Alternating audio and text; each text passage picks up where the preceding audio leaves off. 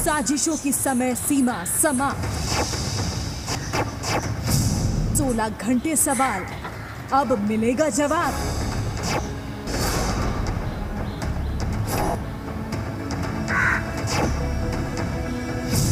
सीमा का सच सामने आने वाला। और अब बात सीमा की। पाकिस्तानी नागरिक सीमा हैदर से यूपी एटीएस की पूछताछ खत्म हो चुकी है। अब किसी भी वक्त यूपी एटीएस की टीम अपनी रिपोर्ट गृह विभाग को सौंपने वाली है। सीमा से पूछताछ में यूपी एटीएस को क्या कुछ सुराग मिले, सीमा का सच क्या है, ये जल्द ही सामने आने की उम्मीद है। सीमा के आंसू, सीमा के दर्द। मैं नहीं जाना चाहूँगी, मेरी बेटियों की ज़िंदगी ख़राब हो जाएगी। मैं तो मर ही जाऊँगी, मुझे अपनी ज़िंदगी का दुख नहीं रहेगा। मेरी बेटियां हैं, वो उनकी ज़िंदगी ख़राब हो जाएगी। सीमा हैदर का हर एक सच।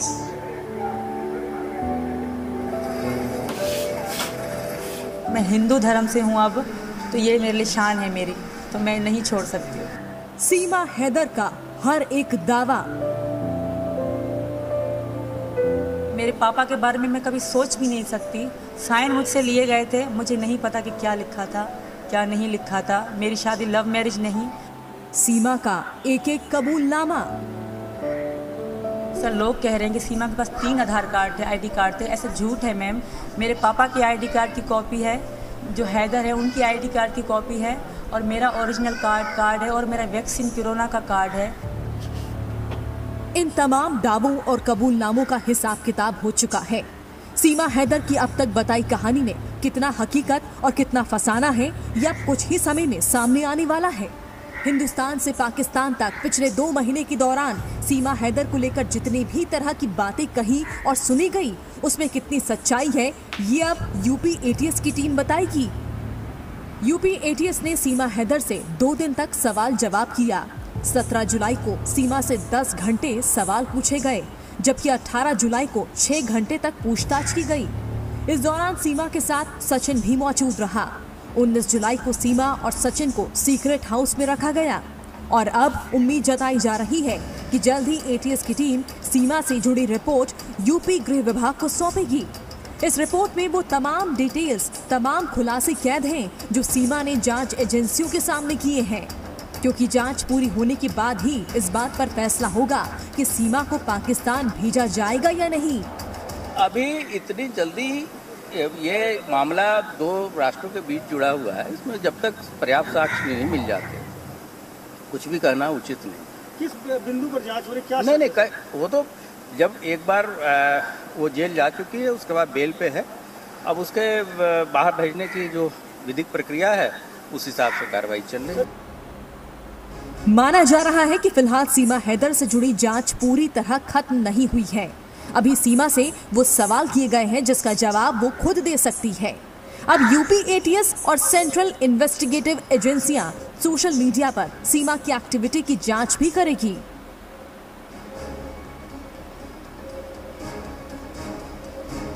इसके अलावा सीमा की दुबई और नेपाल यात्रा की डिटेल भी निकाली जाएगी। साथ ही पूछताछ के दौरान सीमा के जवाबों का मिलान उन दावों से भी किया जा सकता है जो उसने अब तक मीडिया के सामने किए थे। पहली बात तो सचिन से मैं बहुत प्यार करती हूँ, और 2022 से मुझे इनसे हद से ज़्यादा भरोसा था। पहले तो खाली दोस्ती थी, कभी नहीं सोचा था कि मैं इंडिया आऊँगी। पर जब मेरे पापा ख़त्म हो गए, मेरे पास वहाँ खोने को कुछ भी नहीं था। तो मेरे पापा के बारे में मैं कभी सोच भी नहीं सकती। साइन मुझसे लिए गए थे, मुझे नहीं पता कि क्या लिखा था क्या नहीं लिखा था। मेरी शादी लव मैरिज नहीं। इस बीच पाक एजेंसियों की जांच में भी सीमा पर बड़ा खुलासा हुआ है। जांच में पता चला है कि सीमा ने गुलाम हैदर को शादी से पहले फोन किया था। सीमा हैदर के ससुर ने गुमशुदगी की रिपोर्ट दर्ज कराई थी। 10 मई को जैकूबाबाद के पुलिस स्टेशन में रिपोर्ट लिखाई। हालांकि सीमा ने जी मीडिया पर दावा किया था कि वो अपने पाकिस्तानी शौहर गुलाम हैदर से तलाक ले चुकी है, जबकि गुलाम ने भी सीमा से तलाक के दावों को खारिज किया था। तो 2 बार तो हमें लड़ाई में हमें डिवोर्स भी हुआ था, फिर भी मेरे पापा ने भेज दिया कि ये डिवोर्स नहीं होता। मजबूरन तो मुझे जाना पड़ा। डिवोर्स तो वहाँ तो क्योंकि मुस्लिम समाज में तो 3 तलाक चलता है, तो वहाँ तलाक बोलकर डिवोर्स उन्होंने दिया या आपने दिया? मैंने कभी नहीं दिया, उन्होंने दिया था। आदमी का ही माना जाता है, औरत की तो आपको पता है कोई इतनी रिस्पेक्ट नहीं है। मैं तलाक आपको कभी भी नहीं दूंगा, अभी भी तुम मेरी पत्नी है, मैं आपको नहीं छोड़ूंगा। आप एक नामहरम के साथ रह रहे हो। ये पूरा सच तभी सामने आएगा जब जांच एजेंसियां सीमा हैदर से पूछताछ की बात तैयार की गई अपनी फाइनल रिपोर्ट पेश करेगी। और इस सच के सामने आने का इंतजार हिंदुस्तान से पाकिस्तान तक है। ब्यूरो रिपोर्ट, जी मीडिया। अब इस मामले के तूल पकड़ने के बाद अब ये सवाल भी उठने लगे हैं कि क्या सीमा हैदर और उसके बच्चों को पाकिस्तान भेजा जाएगा। इसी बीच सीमा हैदर की प्रेम कहानी को लेकर भी पाकिस्तान में टेंशन है। वहां भी सड़क से लेकर सोशल मीडिया तक सीमा हैदर पर बहस छिड़ी हुई है, जबकि सचिन और सीमा से जुड़ी जो जांच है भारत पाकिस्तान से लेकर नेपाल तक पहुंच चुकी है। रिपोर्ट में देखिए। सीमा के सस्पेंस से पर्दा उठने वाला है। पहले जाती है पाकिस्तान से नेपाल, नेपाल से दुबई जाती है, फिर दुबई से दोबारा जो है वो नेपाल जाती है, एंड देन 4 बच्चे समेत जाती है। फिर इतने सारा आधार कार्ड उसके पास बरामद होते हैं। यूपी एटीएस को सीमा का सच पता चल गया। कहा जा रहा है कि ये पाकिस्तान आर्मी की स्पाई है। क्या बीवी जो है वो माशाल्लाह से पाकिस्तान छोड़ के इंडिया सड़क पार करके इतनी दूर चली गई है।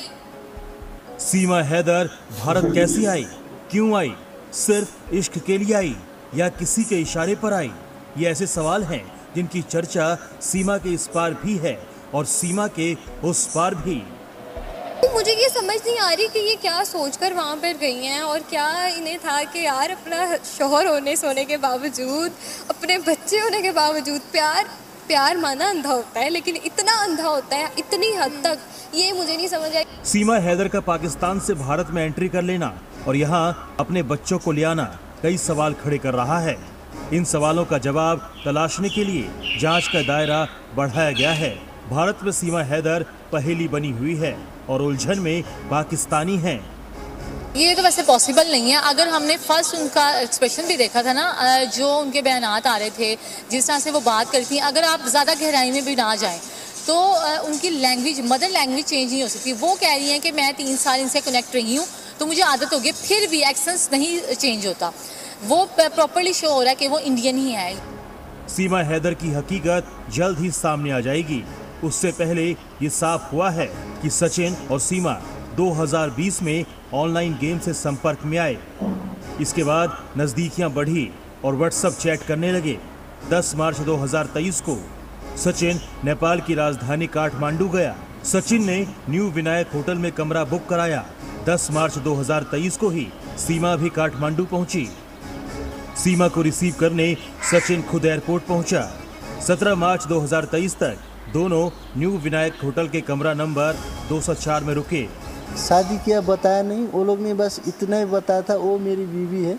तो हम लोग ने उनका नाम, जो नेपाली कस्टमर है, तो हम लोग एंट्री करते वक्त नंबर, उनका नाम, कहाँ से आया वो रखते। तो इंडिया से आया तो डायरेक्ट हम लोग इंडिया और उनका नाम लिखते। तो हमको जब न्यूज़ में दिखा तो मालूम पड़ा हाँ वो लोग सीमा सचिन। काठमांडू में 7 दिन रुकने के बाद सीमा पाकिस्तान चली गई और सचिन भी लौट आया। इसके बाद 11 मई को सीमा हैदर अपने 4 बच्चों के साथ फिर से काठमांडू पहुंची और 13 मई को उसने भारत में अवैध तरीके से एंट्री कर ली। दोस्तों इस वीडियो में इतना ही। उम्मीद करता हूँ दोस्तों ये वीडियो आप लोगों को पसंद आया होगा। अगर वीडियो पसंद आया तो वीडियो को लाइक कर देना।